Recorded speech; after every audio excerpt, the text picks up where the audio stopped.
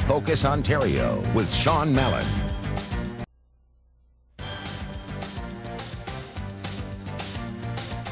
On this next segment, we're talking about organ donations with my guest, George Marcello. Thanks for being with me, Thank you for having George. me. But before we begin, I want to show you the story I filed on the proposal you have to improve donation rates. Let's have a look at that.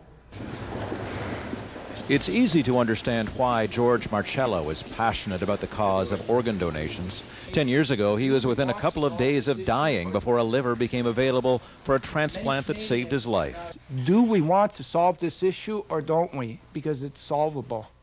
What needs to be solved is the chronic shortage of available organs in Canada. He's pushing an idea that was first tried in Spain and has now spread to 21 other countries, mainly in Europe. It's called presumed consent, meaning the government passes a law saying that everyone is considered a donor unless they specifically opt out. Think of it as a kind of negative option billing, only with profound consequences. Marcello says it has helped give Spain among the highest rates of organ donation in the world.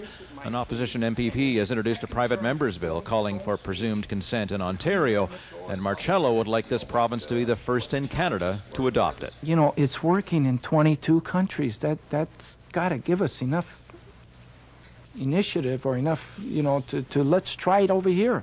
The job of the Trillium Gift of Life Network is to get more donors, but they're looking at other ideas. This fall, legislation is expected to come into force that would require hospitals to report potential donors. We have tremendous plans here at Trillium that can improve the situation dramatically without curtailing a right to society. This bioethicist believes that despite the worthy goal, presumed consent would be a hard sell in Canada and could be challenged under the Charter of Rights and Freedoms. I think a lot of organs would be taken from people that really would not have wanted it to have happened. And we can judge them all we want, but it is their bodies and the bodies of their loved ones. Okay, so that sets up the issue for you, George. And since the time I filed that report, as you well know, both Trillium and the Premier himself have said that presumed consent is not coming to Ontario. What do you think about that? Well, first of all, we weren't happy with the decision, and right after the decision was made, we sent out our own press release challenging both the decision that the Trillium made and the statement that the Premier made saying that Ontarians wouldn't go for this. Well, I think as you saw with the bioethicist there, a lot of people have concerns about Charter of Rights issues. What's your response to that? Well, I would encourage the gentleman to look at our present system and see how that affects our Charter of Rights, because you and I, even though we want to donate our organs right now, our family members have the right to veto it. So where does that fall in the Charter of Rights? And also, if we balance this out in our present system, because so many family members have vetoed the decision because they're asked at a very difficult time, we're losing a lot of organs and lives are getting lost. If we had the other way around, it would balance out that more lives would be saved. So the person that wasn't able to get their name off the presumed consent list, what would happen is a life would get saved. So let's really balance that out and then really look at the priorities. It's all about saving lives, and that's what we're looking at. How badly do we want to save lives here in this country? And nobody can dispute the great need for more organs, but it's an awfully sensitive topic. I mean, we use the words negative option, as so negative option billing was the old thing from cable television. And I guess it trivializes it in a way, but it does pretty much sum up what it is, does it not? And people have had such a hostile reaction to negative option billing when it's just cable. Mm-hmm. But if it's negative option to give your organ after dying, don't you think people would object? We're hoping that those names can change. We're hoping, because it doesn't entail anything negative about the system. It's all positive. We're hoping that the first thing we can do is change the language in all this, because it does, at first hearing, it does leave a negative connotation. But this is the other thing I wanted to say about the decision that was made in this statement in particular. What we're challenging is the basis of how they retrieved the information to make that decision. We're challenging their research against ours, and ours, in comparison, overwhelms their research. We'll give you an example how it overwhelms it.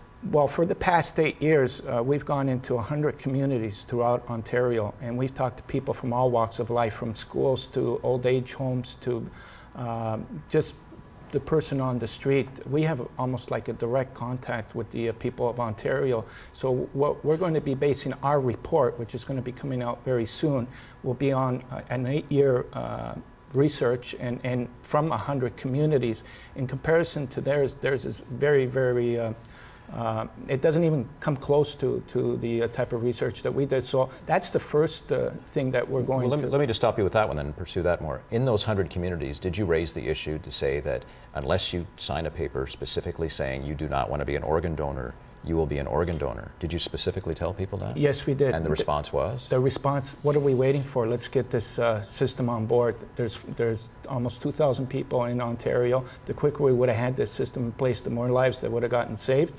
And that's why I went to Europe, Sean, to bring back a comprehensive report on how countries that already utilized this system, how effectively it was working there, and to bring back, because these countries went through the same thing that we're going through right now. There was a lot of debate, a lot of dialogue, a lot of people that were saying, well, we don't want the state to own our organs and all. You know, there was that going on. But as soon as they start making the steps and changing the system over there, the whole country seemed to gravitate and accept the system. And just like seatbelts and helmets, we went through the same thing with that, and there's no smoking thing. So, but do they have, in Spain, for example, do they have something like a Charter of Rights where someone could challenge it on a constitutional basis? Because you'd have to believe that somebody's going to want to challenge it. Absolutely. We want to get as much dialogue and debate out there as possible. We're not looking to force our opinion or anything. It's not going to be what this is going to be based on. We're looking for an Ontario voice. So right after we send in our report, what we want to do is do a comprehensive survey right across Canada to get a true Ontario voice. But they need to hear both sides of the story, Sean.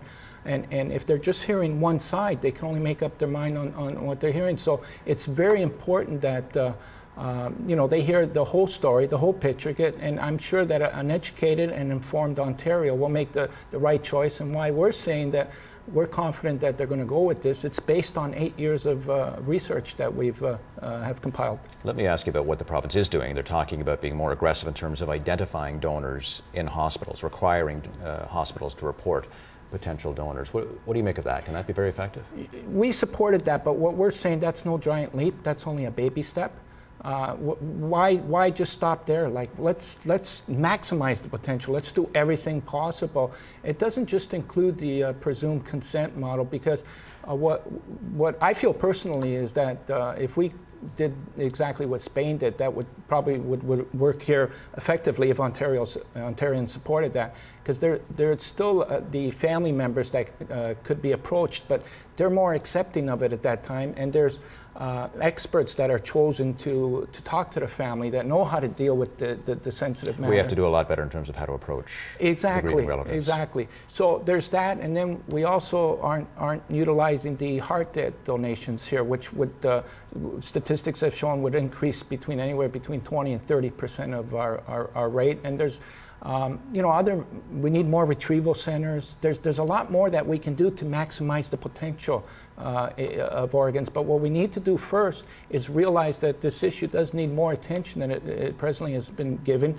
more priority. It needs to be one of the #1 health issues. There's 2,000 people here in Ontario that are depending on our government, on us to do the right thing. There's countries that have developed perfect system. Spain had recently shown a 92% success rate for people that are on the waiting list in getting their organs, and they're shooting for 100, Sean. Why can't we do the same here? Okay, just a couple seconds left. Just a quick answer. I know you wanted to get a chance to talk to the Premier directly about this debate. Yes. I'm honest. Any response on that yet? No, I haven't gotten any response. Okay. Premier McGuinty, this would be good for you, good for us, good for Ontarians. Let's hear what Ontarians really think about this. Let's have this debate. Okay, thanks very much, George Marchal. Appreciate you coming in. Fascinating topic. Thank you, sir. Okay, and still ahead, our play of the week. Stay with us.